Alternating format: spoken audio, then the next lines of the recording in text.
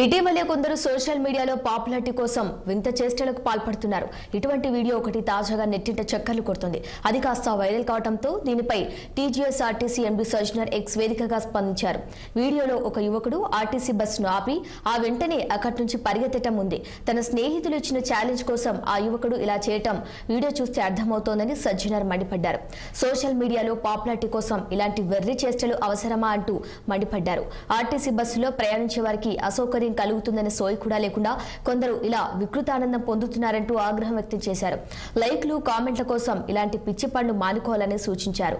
బంగారు భవిష్యత్తు వైపుకు బాటలు వేసి జీవితంలో ఉన్నతంగా ఎదగాలని సజ్జనర్ హితవు పలికారు. దీంతో ఇప్పుడు ఈ ట్వీట్ సామాజిక మాధ్యమాల్లో వైరల్ అవుతుంది. ఆ యువకుడిని నెటిజన్లు ఇలాంటి పనులేంటి అని చురకలంటిస్తున్నారు.